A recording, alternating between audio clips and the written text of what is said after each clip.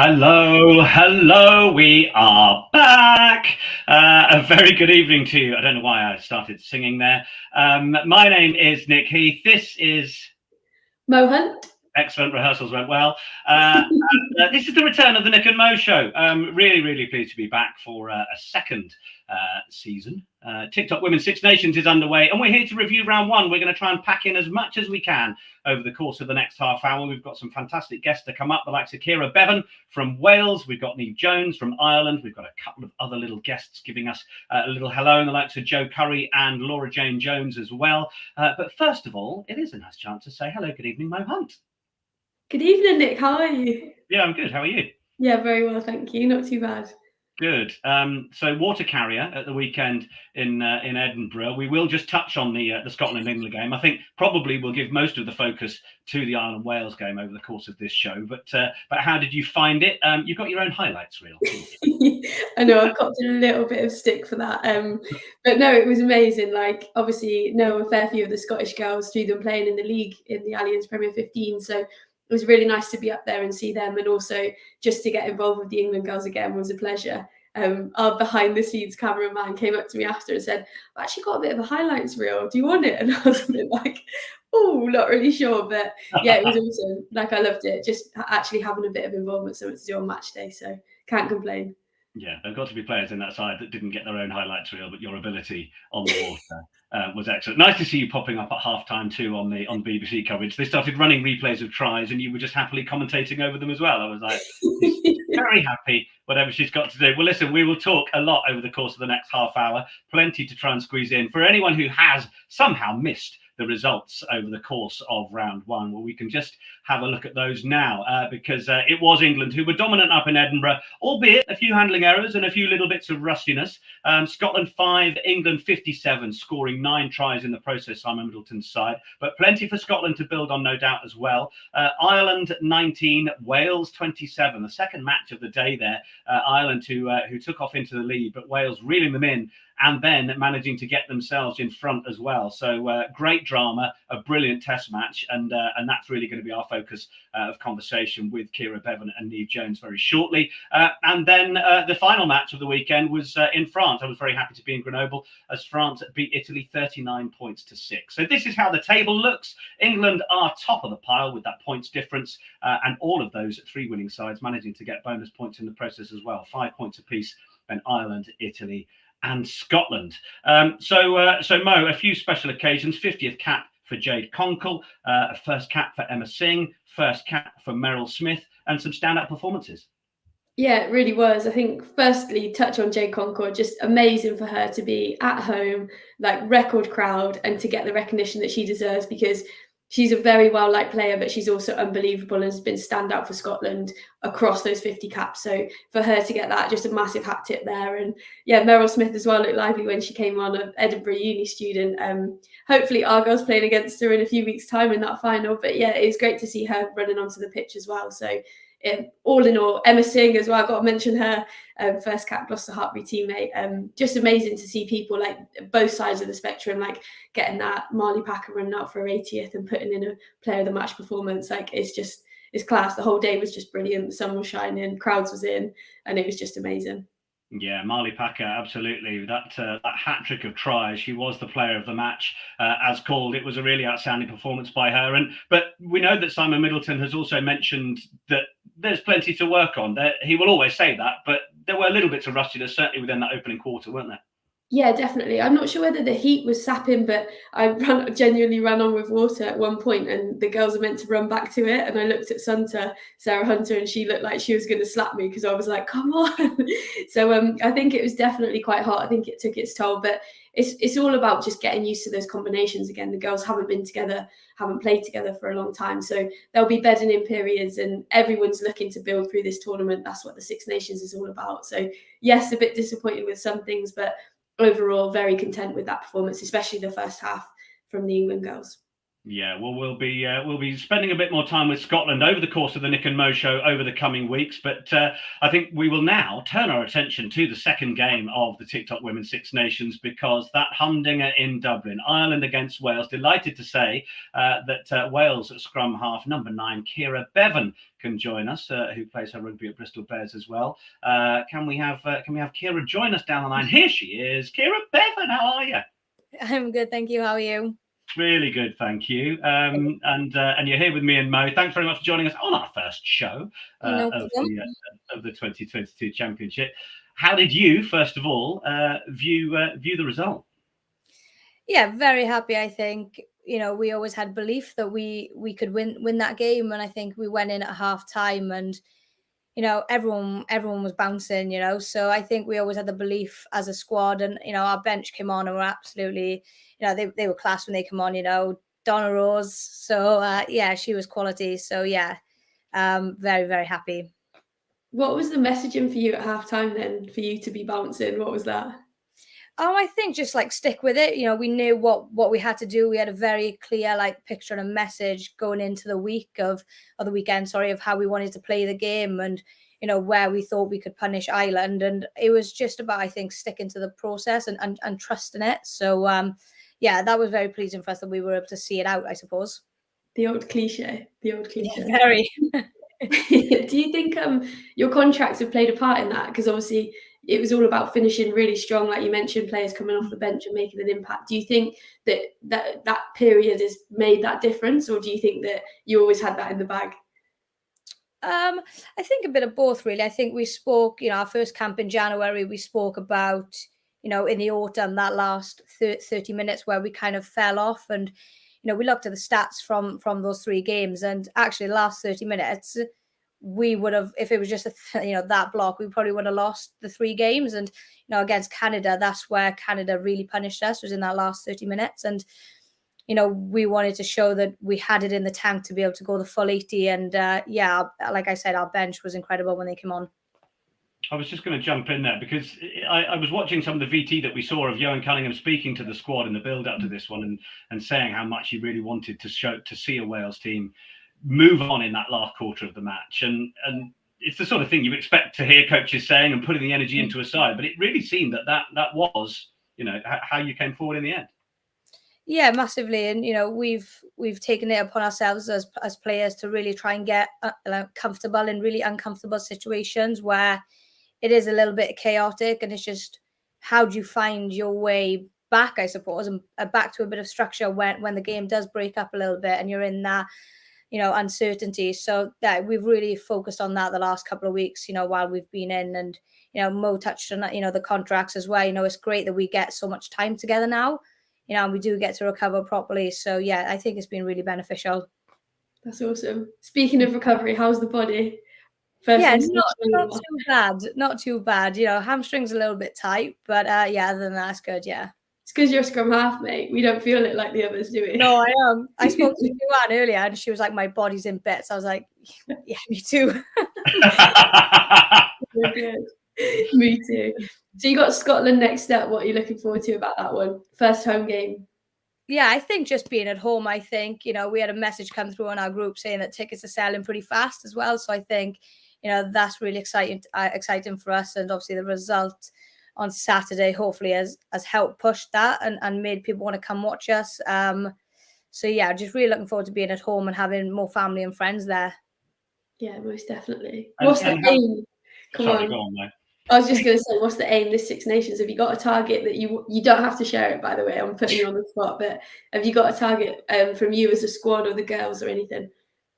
Yeah, I think so. I think we probably, saying it now, 3rd is probably ambitious, but I think after that weekend, we can really believe that we could potentially finish 3rd. And obviously, Scotland are going to come down, and they're obviously going to be hurting from their result against England. But we have belief as a squad that we're at home. We can really put a performance in and really take it to Scotland. And then obviously, we've got 2 tough games following that with England and France. But Italy then come to Cardiff, and hopefully we can do a job in Italy, which we haven't been able to do in the past. So Italy are a strong outfit as well. So yeah.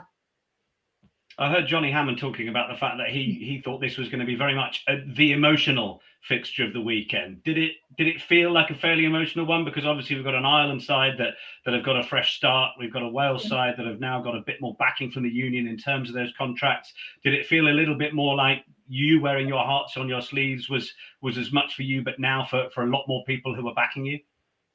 Yeah, I think so. I think, there's been some pictures, isn't there, the last couple of hours, and just some of the girls' faces. I didn't know so many people cried, to be honest. I didn't even know I was one of them. But yeah, there was a lot of emotion post game, and I think it was just relief as well that we were able to get over the line, because I wish we hadn't left it till the 73rd minute, but sometimes that's what it takes to grind out a win. But I'm just so glad we were able to get over the line away from home. Yeah, you could see what it meant to all of you. I think there were pictures of everyone on the bench that had come off, and Currie had to sit back down and look like she was struggling because she jumped up so quickly. It was just amazing to see, like Nick said, the emotion and what it means, because this tournament is something special, isn't it? Yeah, it is, and we've got a lot of girls who haven't played in the Six Nations before, and for them to go away to Ireland, which isn't an easy place to go and get a win first game of the tournament, it is really, really special. And I think it's just great for us as a squad to be able to tick that one off, I think. And we mentioned, the impact of the Allianz Premier 15s as well, the nature of the Gloucester Bristol combination that has done so much for that Welsh side. But actually, how much do you think that plays a part year on year in terms of gelling and in terms of that competition that it offers you? Massive. I think the Prem at the minute, you're playing against world class players week in, week out, and you can't get that anywhere else, I don't think. And probably going to play in the Prem was probably one of the best decisions I've made for my rugby career. And playing with and against world class players, you can't beat it. So yeah, I think it's so beneficial. And I think I was watching the Gloucester girls in our shirt presentation. They were all stood down in pictures. I was like, there's so many of them.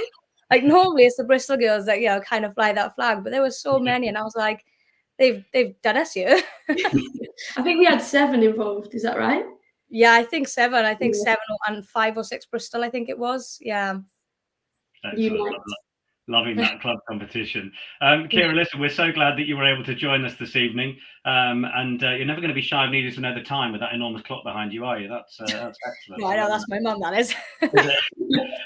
And is there a little something furry at your feet there? Did I notice? Did I just see some furry ears?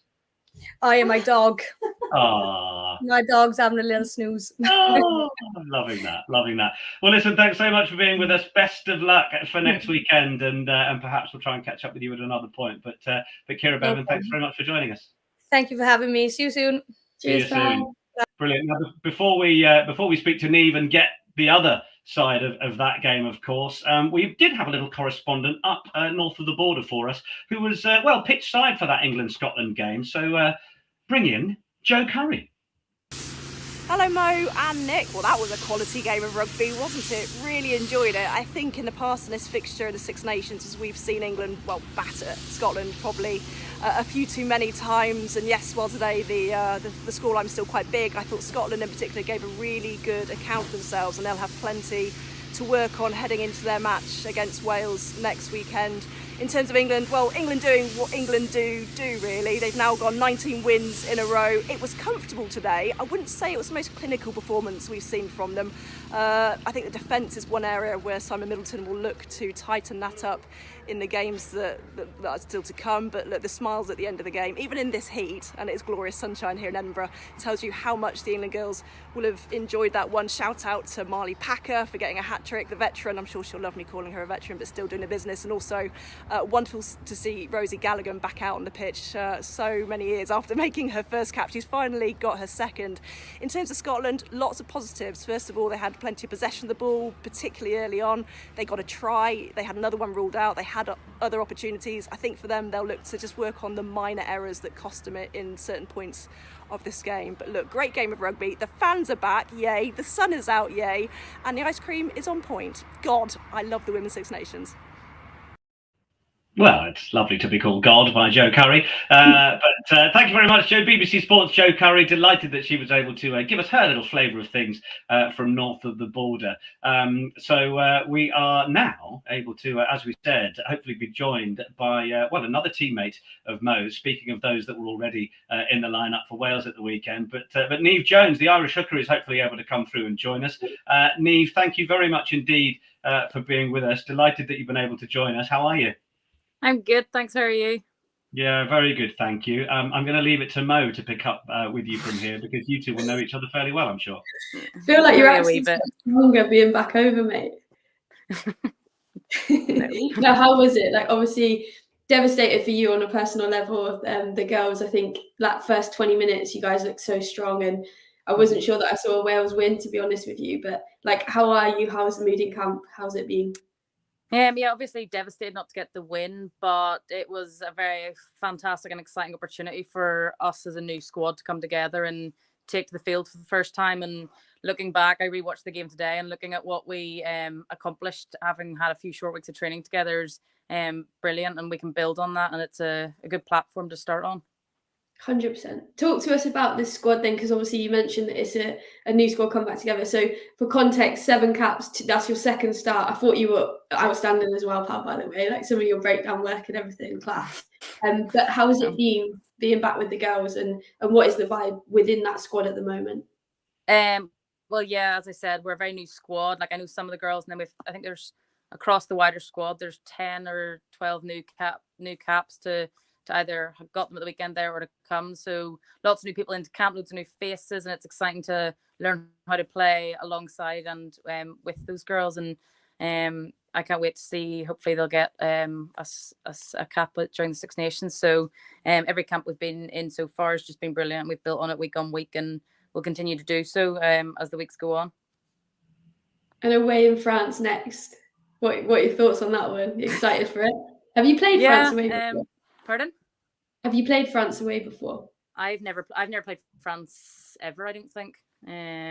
So I'm excited. It to be I'm expecting a very fast-paced game, and it to be very physical, which I'm not sure I like the fast part of the game, but I like the physical part of the game.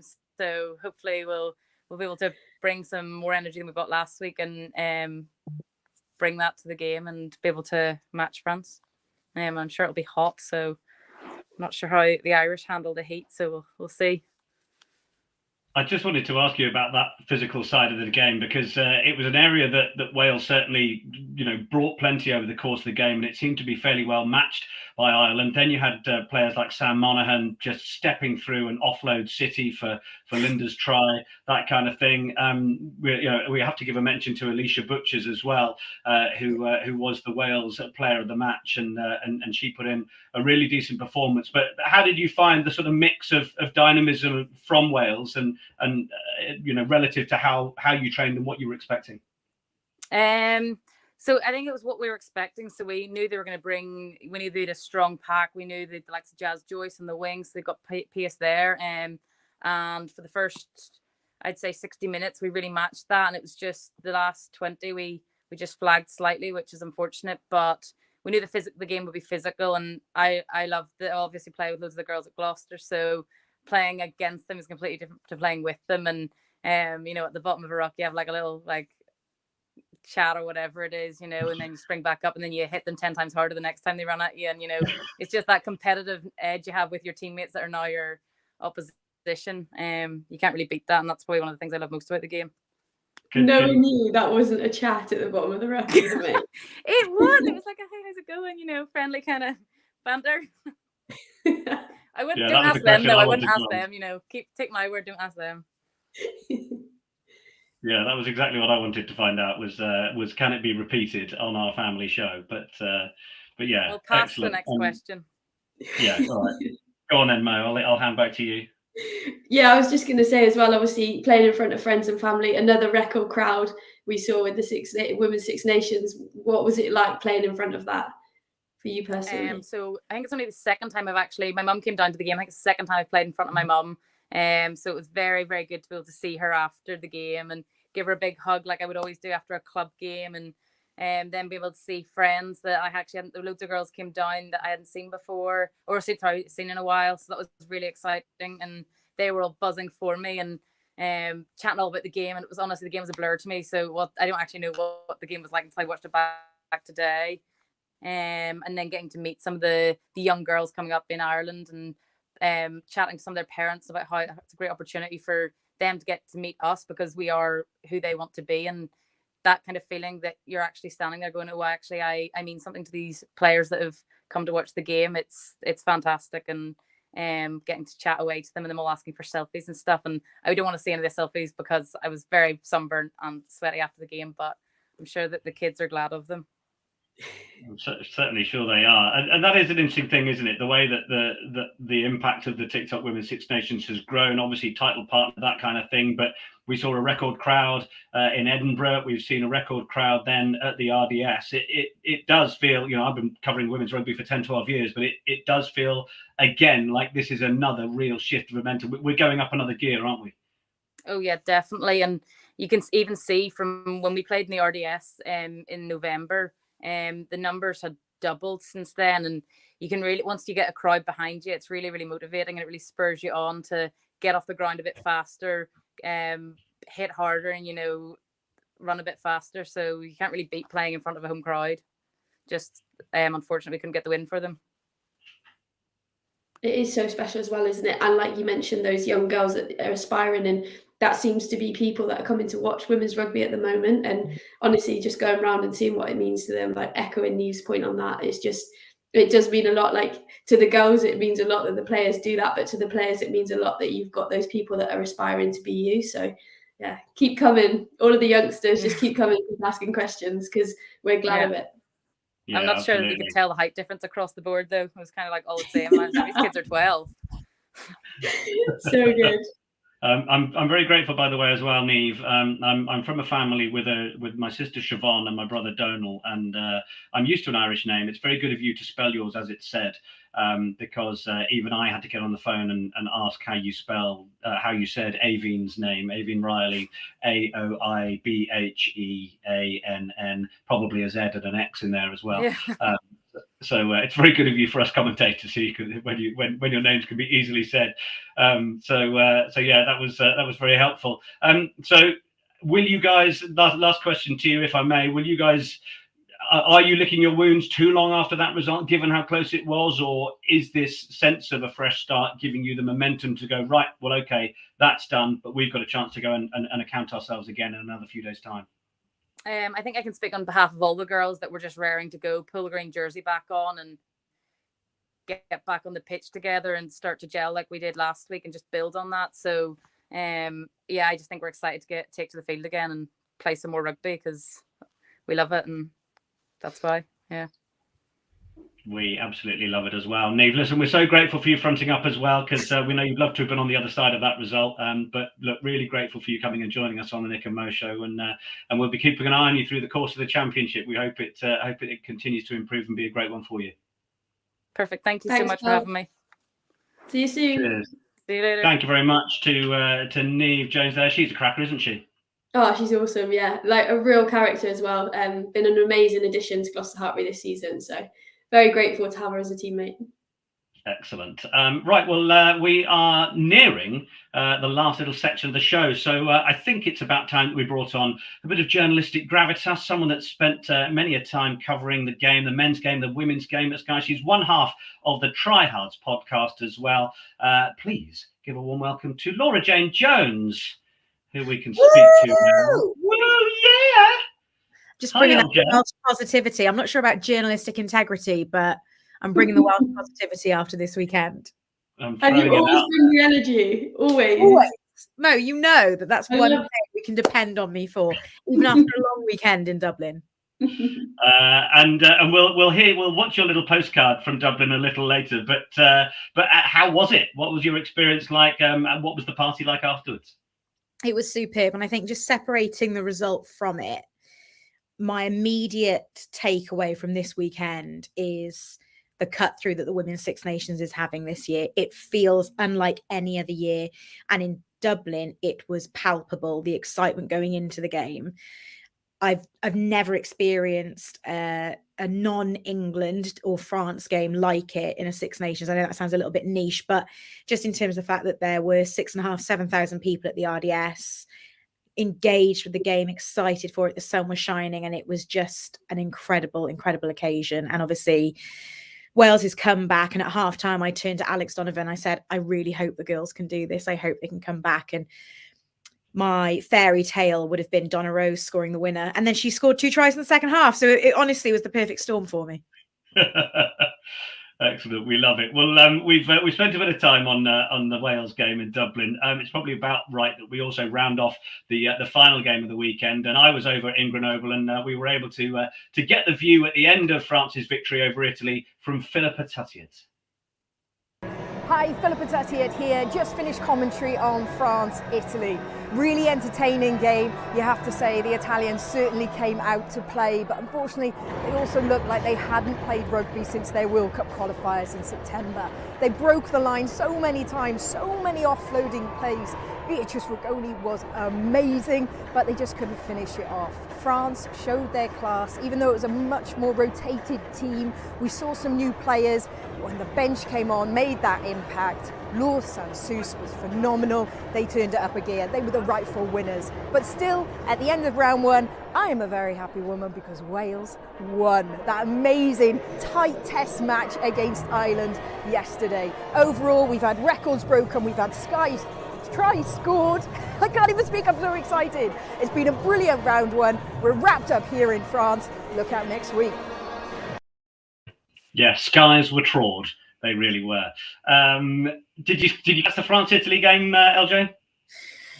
No, I was flying back annoyingly, so I boarded just as it was kicking off over there on my my hop over the Irish Sea. But I was quite surprised actually by the result there. I didn't expect such a big scoreline from France and against Italy, which I think terrifies probably the other nations. But not that we want to wish our lives away or the next few weeks of action, but it makes that last round clash between France and England so much more exciting. I cannot wait to see where these teams are in relation to each other. You know, in the autumn, we assumed that England was so far of the rest of the world because of their results against the Black Ferns, and then France did it too. So that last round is going to be huge. Yeah, and Beatrice Rigoni, Mo, she's quite the dynamo, quite the character. Her and Elisa Giordano earning their 50th caps in the game in France. There were a lot of people screaming come the end of the game, given that France weren't quite themselves. No one individually really stood up. Marius Lufal was named the player of the match, and fair enough for trying 15 tackles. It's a good performance, but I think quite a lot of people, even on the end of a 39-6 result, would have been quite happy for Bea Rigoni to have been named player of the match.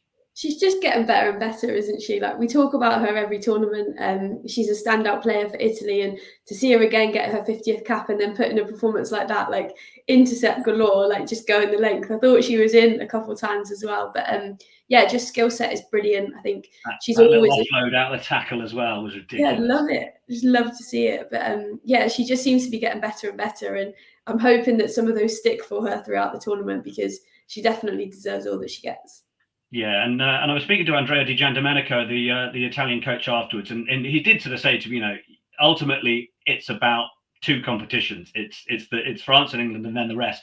Now the gap is closing, but it's going to be fascinating. Certainly, I think it's very difficult to call, third, fourth, fifth, and sixth. Look, we can have a little look at the fixtures for round two, and France taking on Ireland. That'll be really interesting to get another sense of where Ireland are, no doubt. Wales, Scotland has got all of our eyes on it, no doubt, and then England having to go away to Italy. LJ, what do you make of the fixtures? Well, it's another exciting weekend. I think it's going to be difficult for Ireland. I'm not sure how much of that backline they're going to have available this weekend, because obviously the crux of it, or the glut of it, were 7 stars, and Langford isn't far off on the horizon now. So it's going to be a really uphill battle for Ireland now. You would assume that they were targeting that first game at home as the one that they would perhaps get a result in. Beyond that, look at, that was a very young and inexperienced pack of forwards who, made a great account of themselves, but it's only going to get tougher from now onwards for them. And as Mo will attest, going to France, there is nowhere tougher to go. There is no more a partisan crowd anywhere. So that's a really tough ask for them. Wales, Scotland, I think Wales will just be looking to build. They've got the monkey off the back now, haven't they? And it will be a huge occasion at the Arms Park. And I just hope that the crowds can match what we saw in the previous round. And then Italy, England, as I keep saying, I say it on the Try Hards podcast, I've said it across BBC Radio Wales. As far as I'm concerned, this year, this tournament, this upcoming World Cup will be a cakewalk for England. They are so far ahead of the rest of the world. But it's interesting to see that Simon Middleton is quite clearly trying out combinations, partnerships, and different players in different positions. So whilst I am sure that we will see a full strength England side for the France game, beyond that point, I think we might see some slightly different things. And perhaps because of that, not the blowouts that we're expecting. Mo, your thoughts? Don't say anything. She's wrapped it all up. I love it. Yeah, for me, I think looking forward to watching the Wales-Scotland game for sure. I think that's a real test of where Scotland are at the moment and where they both are at the moment. They've obviously put in some brilliant performances, but I think that's the one that I think most of us have earmarked for this weekend. And yeah, beyond that, obviously, like really looking forward to the England, Italy and France, Ireland as well, just to see how it goes. But that's the game for me this weekend. Good. Well, keep in touch with the conversation. Hashtag TikTok W6N. That's the one to keep you in the conversation. And I saw, I think it was Happiness's Egg Shaped, talking about the fact that there were things that he didn't learn from the Women's Six Nations, which is that England are quite good, and various other things they did learn, like it's okay to smile while you're playing. Watching Sarah Hunter enjoy herself running around the field and hugging, obviously, her Loughborough Lightning teammate Rachel Malcolm at the end. Final thoughts, anybody, before we head off into the night? Mo? Palpable. What word did you use? Best word. Palpable. Same thing. Loved it. But no, I think just to echo on LJ's point earlier, that there just feels like there's such a big buzz about this TikTok Women's Six Nations at the minute, and it's such a privilege to be part of it. So super excited for the next few weeks. Cool. LJ? I think, we talk about what we learned this weekend. And for me, it was rugby players are just like us. Kira Bevan hit the duty-free shopping in the airport hard and bought herself a new pair of sunglasses. So relatability levels, 10 out of 10. My favourite bit, actually, in that Scotland-Wales game was where I don't know whether she was trying to buy the penalty or not, but just went absolutely flying over the body of the ball. Face planted. Absolutely class, and I think we're all looking forward to seeing more of Monaghan's offloads. Mo, thank you very much. LJ, thank you so much for being a guest, and we hope perhaps we might check in with you a few more times over the course of the next few weeks. You were very kind to document a little bit of your trip, so we can sign off from our first Nick and Mo show of this year's TikTok Women's Six Nations with LJ's little visit across to the Emerald Isle. From all of us for this evening, thank you very much, and we'll see you soon.